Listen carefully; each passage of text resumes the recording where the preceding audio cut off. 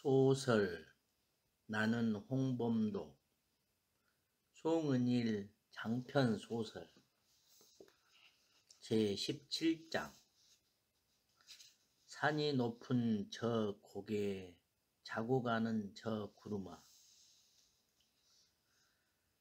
값싼 붉은 별 벌판 전투에서 함정에 걸려 어처구니 없는 참패를 당했다. 일군이 말로만 듣던 기관총을 5대나 끌고 나왔다. 추풍의 낙엽이라더니 함경도 의병연합군 2800여 수가 기관총대 앞에서 총 한 번 쏴볼 겨를 없이 쓰러졌다. 의병연합군은 살아남은 자들끼리 각기 거점지로 후퇴했다. 여천 부대도 3분지 1의 병사를 잃었다. 회항에서부터 함께했던 태항욱과 이계동도 잃었다. 최근 진찐 풍산 땅 용문동 골짜기로 들어왔다. 들어온 이튿날 오경과 용범이 헌병대에 잡혀갔다는 소식이 들어왔다. 북청읍에 사는 척후 민종식이 들어와 전한 소식이었다. 오래전 오경을 놓쳤을 때와 같이 충격받았다. 모자가 감방 안에서 무슨 일을 당할지 알기에 더 끔찍했다. 한영준이 급히 관음골로 가서 사흘째 홀로 있던 용환을 인필골로 데려다 놓고 돌아왔다. 용환은 다락에 숨어서 이불을 뒤집어 쓰고 있더라 했다. 이른 아침에 제 어머니와 형이 헌병들한테 끌려 나갈 때 애가 깨어 있었던 것이다. 지대장들이 한 목소리로 외쳤다. 북청 헌병대를 칩시다. 영을 내려 주십시오. 하세가와가 그걸 노리고 오경과 용범을 잡아다 놓았는데 간신히 살아 돌아온 대원들에게 그 함정 속으로 기관총구 앞으로 나서자고 하겠는가. 여천은 지대장들 상신을 받아들일 수 없었다.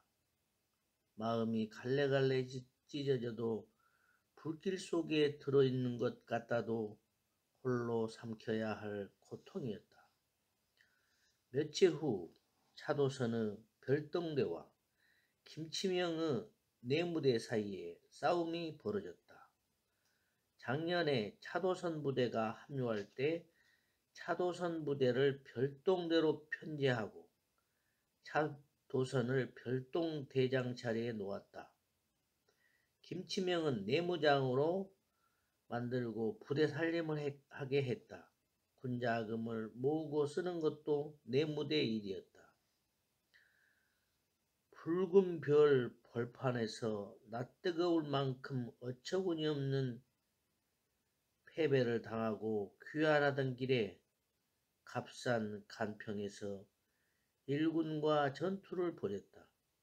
일군 80수를 죽이고 아군 3을 잃고 돌아와 있는 차에 차도선 별동대에서 전리품 배분이 공정치 않다는 불만이 나왔다. 김치명 내무대원 2과 차도선 별동대원 3이 충돌했다. 간평에서 죽은 일본 장교놈이 금장시계를 차고 있는 걸 봤는데 내무대에서 그걸 걷어간 이후 언급하지 않았다는 것이다. 애들 싸움이 어른 싸움으로 번지기 일쑤이듯 싸움이 커졌고 양쪽 대장들이 충돌했다. 결국 차도선이 자신을 따르는 대원 50명을 데리고 이탈했다. 부대를 나가기 위한 핑계로 금장시기에 운운한 것이었으므로 붙들어 봐야 소용없을 것을 깨달았다. 차도선 부대를 떠나보내고 몇 달 새에 대원이 반으로 줄어든 부대를 다시 편제했다. 용문동을 나간 차도선 부대가 그 길로 북청 헌병대를 찾아가 항복한 사실을 닷새 뒤에 알았다. 풍산 일진위의 간부라는 임재덕, 김원홍이 일본군 190수와 조선인 190명을 거느리고 용문동으로 쳐들어왔다. 백기를 흔들며 할 말이 있어 왔다고 하므로 들어오게 했다. 일본에 귀순한 차도선이 이 용문동을 알려주어 우리가 온 게요. 부인께서 홍대장께 드리는 편지를 가져왔소. 모지당 이씨가 여천 홍범도께 봉투 겉면에 그렇게 쓰여 있었다. 모지당 이씨가 감옥에서 썼다는 편지 내용은 구구절절했다. 당신이 귀순하면 일본이 공작 벼슬을 시켜준다 하더라고 썼다. 그러니 북청 헌병대로 와서 귀순하고 자신과 아들을 데리고 나가달라는 것이었다. 물론 오경이 쓴 게 아니었다. 그들은 오경이 글을 읽고 쓸 줄 안다는 사실을 알았을지라도 그 사람이 경문을 필사할 정도로 반듯하고 유려한 필체를 가진 걸 몰랐다. 물론 오경이 쓴 게 아니었다. 그들은 이오경이 글을 읽고 쓸 줄 안다는 사실을 알았을지라도 그 사람이 경문을 필사할 정도로 반듯하고 유려한 필체를 가진 걸 몰랐다. 이오경은 보통 여인들처럼 자신을 이씨라고 음전하게 표현하는 사람이 아니었다. 이오경은 조선 여인들이 여인의 법도라는 것들을 익힐 때 절에서 글자를 배우고 경문을 읽고 쓰고 외웠다. 연부를 외며 죽은 자들을 천도하고 신도들한테 부처님 말씀을 전했다. 하여 이 오경은 예사 여인들과 달랐다. 무엇보다 이 오경은 의병대장으로 사는 지아비한테 이런 편지를 쓸 사람이 아니었다. 아내는 여느 의병 못지않은 강인한 의병 전사였다. 안사람이 쓴 편지를 가져왔으니 찾아가 보긴 해야겠소. 부대원이 500여 수가 되는 바 일단 혼자 가겠소. 내가 앞서 가면 휘하 대원들 앞에서 잡혀가는 모양새가 되니 그대들이 데려온 일군과 조선 사람들을 돌려서 앞세우시오. 내가 그 뒤를 따를 테니. 그들이 앞서 골짜기를 나갔다. 용문동 입구에서 파수보던 대원들이 벌써 와서 놈들이 나타난 것을 알려주었고 그 대비를 해놓은 터였다. 다른 진지들도 그렇지만 용문동은 요새로 쓰기에 알맞아 선택한 곳이었다. 골짜기를 나가는 곳이 협곡이었다. 여천은 일본놈 조선 사람 가릴 계제가 아니었다. 아내와 아들이 놈들 소나기에 잡혀있는 마당에 뭘 분별하고 말고 하겠는가. 협곡에 포진해 있던 양혁진 지대와 차기선 지대와 문평 지대원들에게 한 놈도 살리지 말라고 명했다. 대원들이 붉은 별 볼판에서 잃은 전우들 원수를 갚기라도 하는 양 임재덕, 김원홍을 비롯한 382수를 몰살시켰다.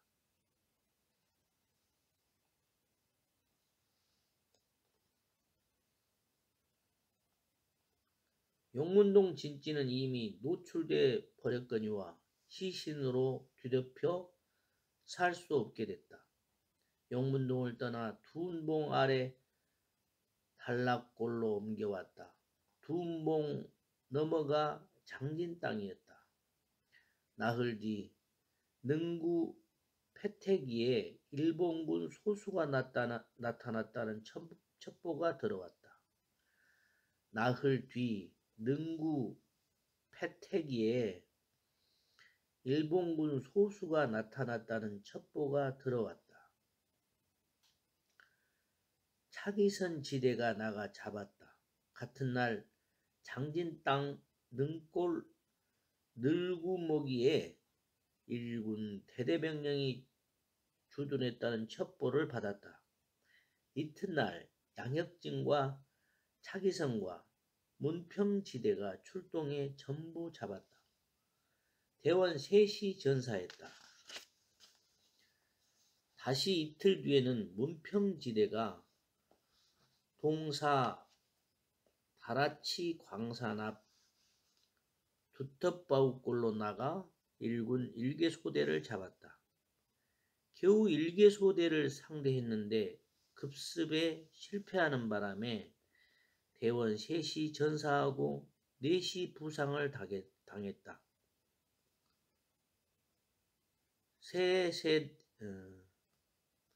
겨우 한 개 소대를 상대했는데 급습에 실패하는 바람에 대원 셋이 전사하고 넷이 부상을 당했다.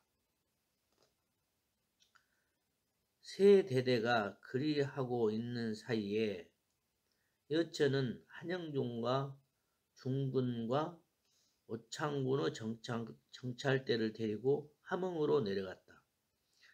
실탄 마련할 군자금이 필요했다. 총은 넘치게 많은데 늘 실탄이 모자랐다. 실탄보다 더 급한 건 부대원이 굶지 않아야 하는 것이었다. 굶으면 전투할 수는 없었다. 지난해 삼수성 공격 직후에 함흥 백인근으로부터 기별지를 받은 적이 있었다. 함흥 초리장 유채골 마을에 부호들이 여러 사는 바 모두 친일분자라는 내용이었다. 백인근이 그리 말하는 건 언젠가 필요할 때 내려와서 군자금을 마련하라는 뜻이었다.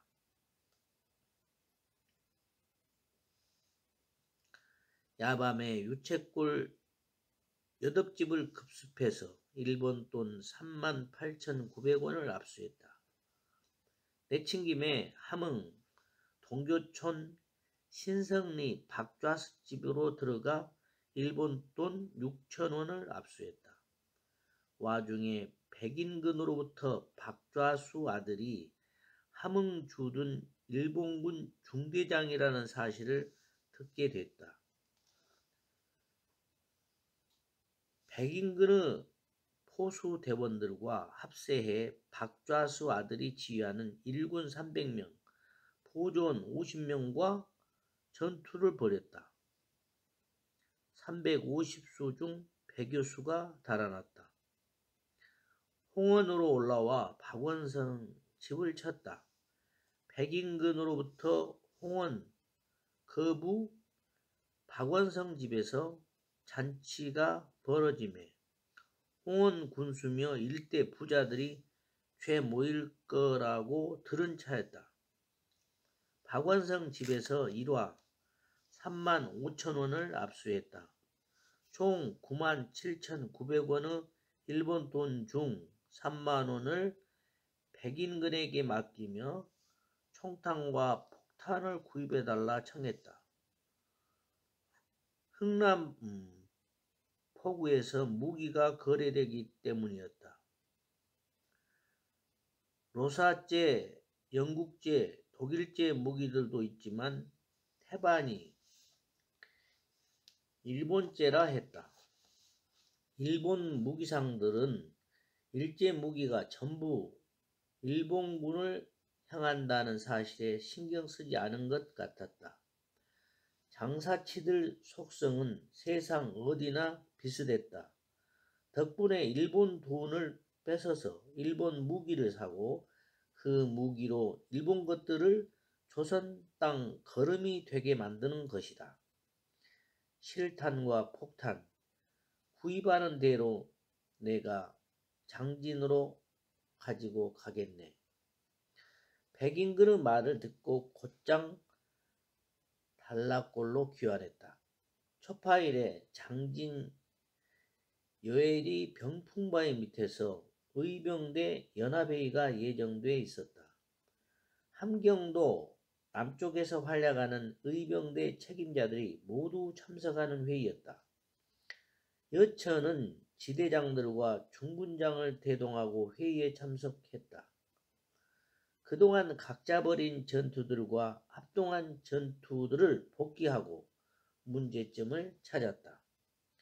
특히 붉은 별 전투에 대해 반성했다. 합동하기 위해서는 일회성일지라도 조직을 갖춰야 한다는 결론에 이르렀다. 붉은 별 전투에서 전투다운 전투 한번 못하고 박살난 까닭은 일본군 기관총 탓이지만 애초에 지휘체제를 갖추지 못한 탓이었다. 연합 규모가 클수록 더욱 긴밀한 조직을 갖춰야 한다는 걸 어느 부대장도 생각지 못했던 것이다. 양혁진 지대가 이웃 골짜기 두대골에다 새 진지를 만들기 시작했다. 언제든 이동할 수 있는 진지를 만들어 두는 게 여천의 방식이었다. 의병들은 모두 농군이자 목수이자 사냥꾼이고 약초꾼이었다.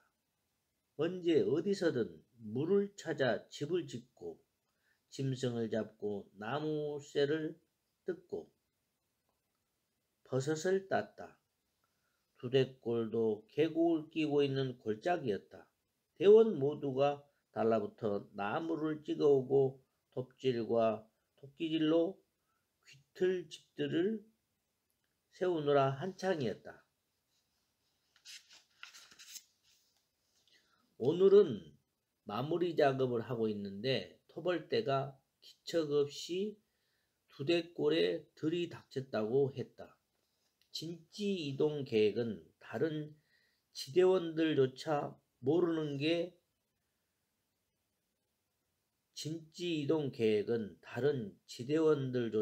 모르게 진행된 일이라 양혁진 지대원들은 안심하고 일하던 중이었다.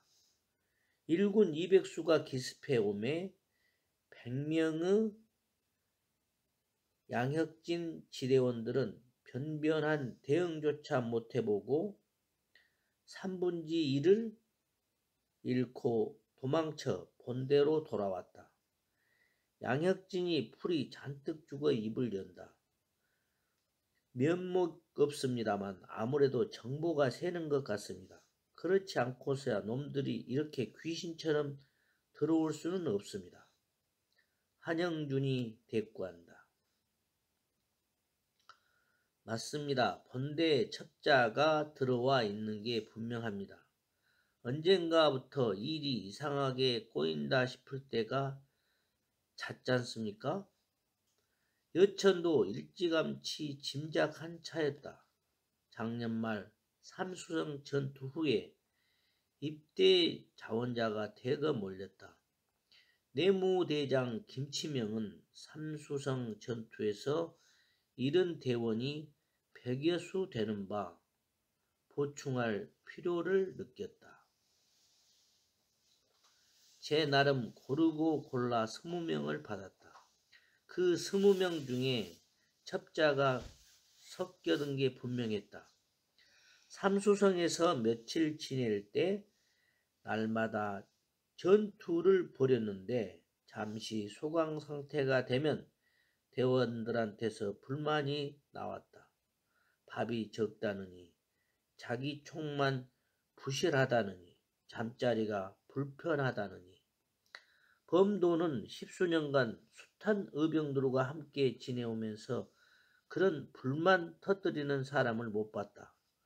그런 불만을 가질 사람은 의병대에 들지 않지 않는가.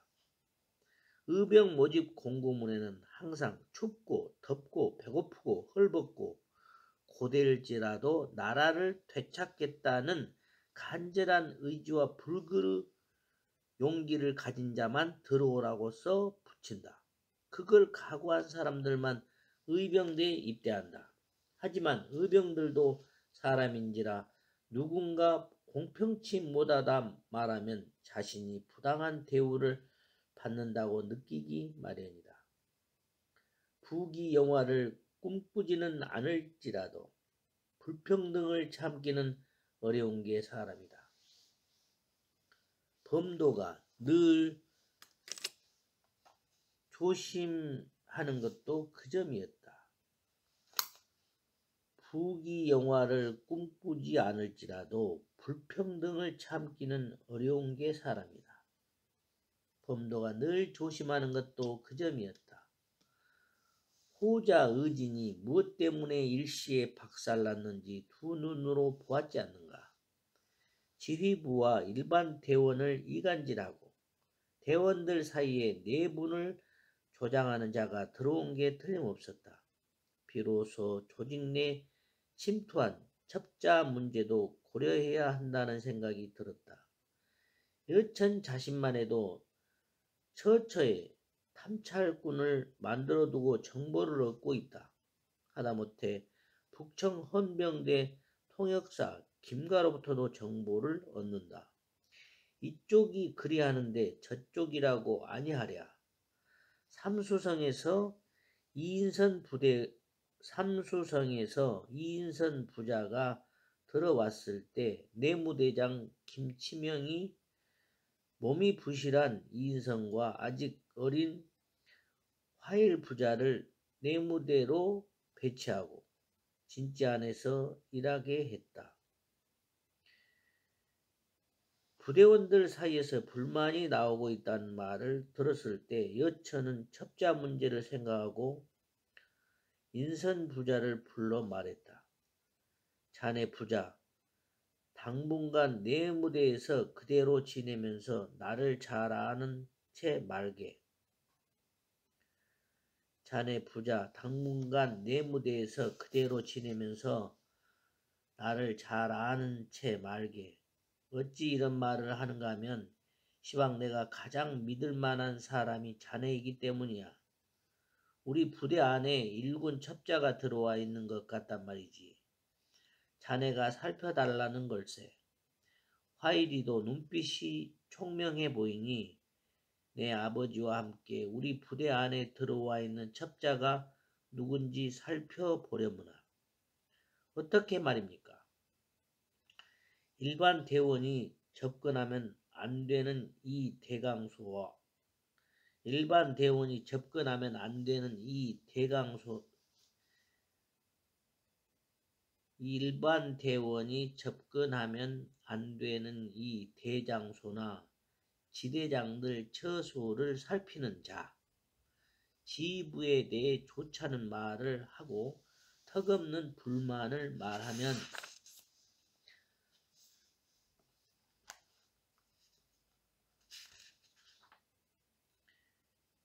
일반 대원이 접근하면 안 되는 이 대장소나 지대장들 처소를 살피는 자, 지휘부에 대해 좋자는 말을 하고 턱없는 불만을 말하면서 일반 대원과 지휘부를 이간질하는 자.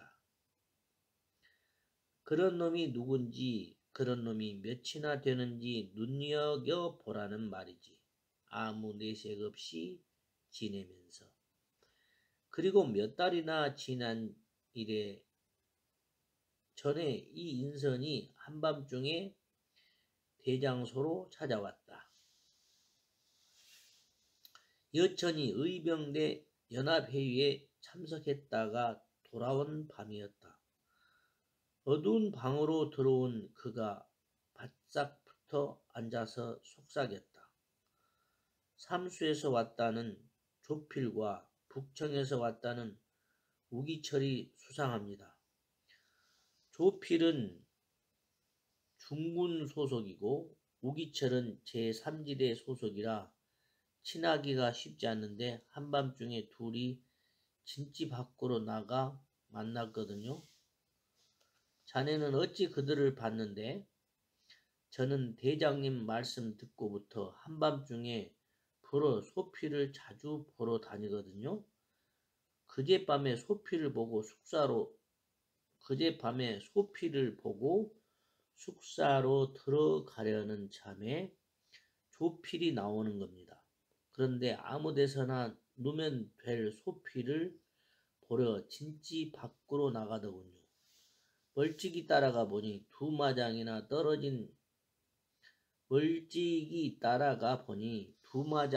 떨어져 있는 빈 초소로 들어가더이다. 왜 초소를 된 마장 밖으로 옮기면서 거기는 비었지 않습니까?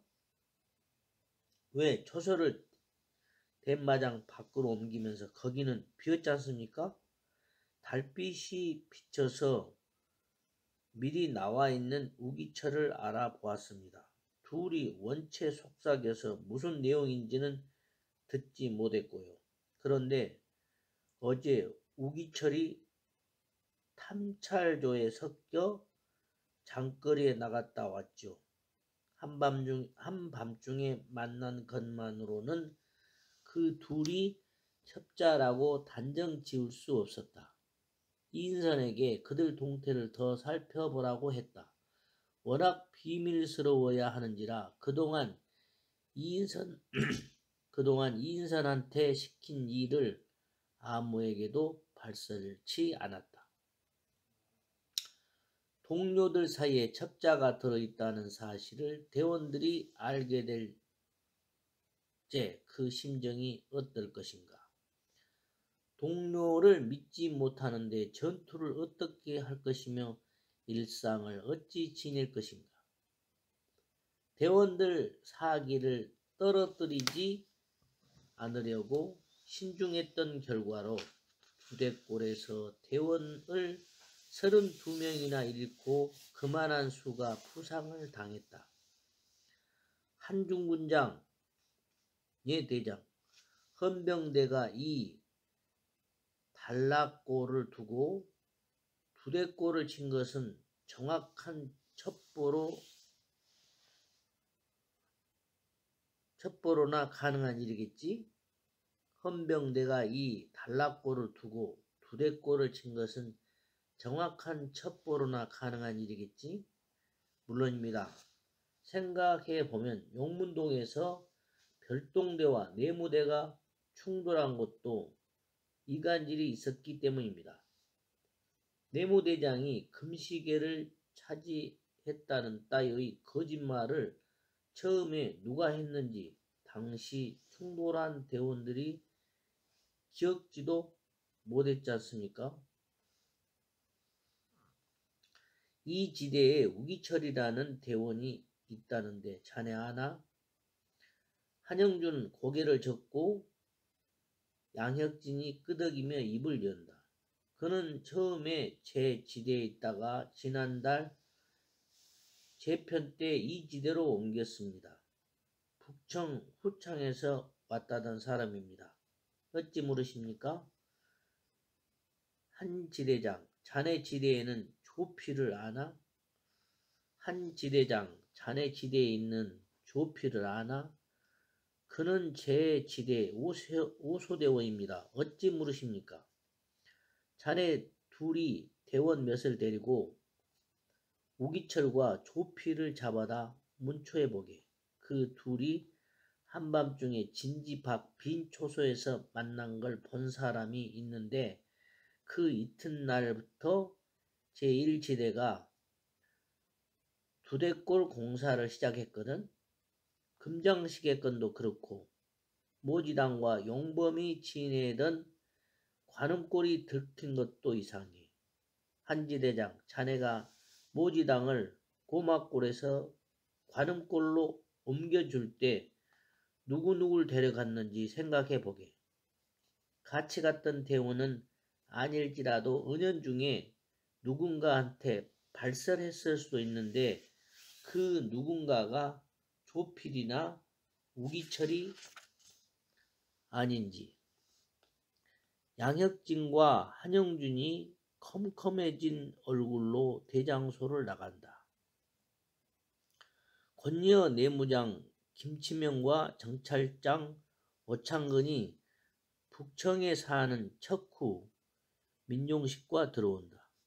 정찰장 오창근이 어제 제 아우 창진과 함께 북청으로 갔는데 민종식을 데려온 것이다. 민종식이 엎어지며 울먹인다.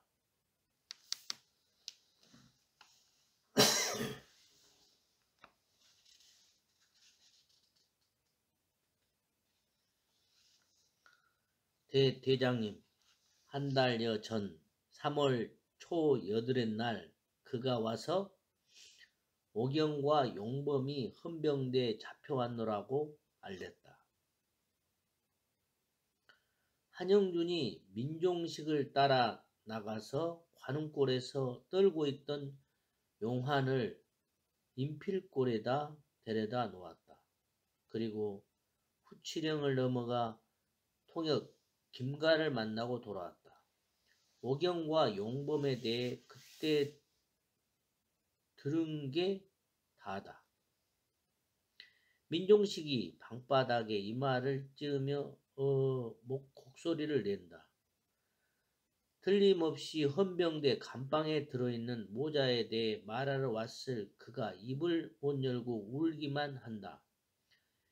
여천의 뒷덜미에 싸늘한 한기가 몰리는데 어쩔 수 없다는 듯이 오창근이 말한다.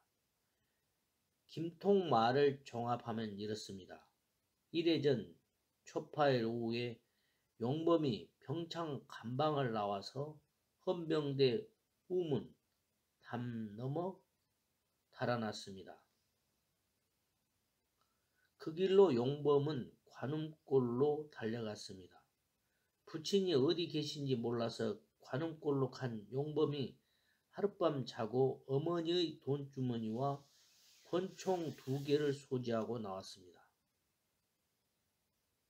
다시 후치령을 넘어가 하룻밤 잔 용범은 헌병대로 출근하는 김통을 만나서 기가 막힌 얘기를 듣습니다. 어머니가 전날 용범이 나가고 몇 시간 후에 옥방에서 숨을 거두셨다는 말이었습니다. 헌병대에서는 그 즉시 어머니 죽음을 관에 넣어 화장하고 유해를 영안소 아래칸에 이름표도 달지 않고 놓아두고 그 사실이 밖으로 새나가지 않도록 조치했습니다. 그 말 듣고 종일토록 울며 보낸 용범이 김통 집 근방에서 그 퇴근을 기다렸습니다. 김통이 와서 모레 12일이 하세가와 생일이라고 용범에게 알려줬습니다. 하세가와를 비롯한 헌병대 장교들이 12일 저녁에 북청 제1객관에서 생일잔치를 벌이기로 했다는 것이었습니다. 12일 밤에 용범은 북청 제1객관 큰 방으로 뛰어들었습니다. 양손에 잡은 권총을 난사했습니다. 그래 보았자 열발이었죠. 하세가와가 허벅지에 총탄을 맞았고 머리끼가 머리통에 맞았고 때 아닌 장소에 끼어있던 북청 군수가 심장을 맞았습니다. 그 외에도 중이 하나, 소위 둘이 어깨나 다리 등에 총탄을 맞았습니다. 용범은 그는 벌집처럼 되어 쓰러졌고 금세 절명했답니다. 오창근의 얘기를 듣는 동안 눈앞이 캄캄해진 여천은 얘기를 다 듣지 못하고 기절에 넘어졌다. 스스로는 기절한 것도 몰랐다. 17장은 여기까지입니다. 들어주셔서 감사합니다.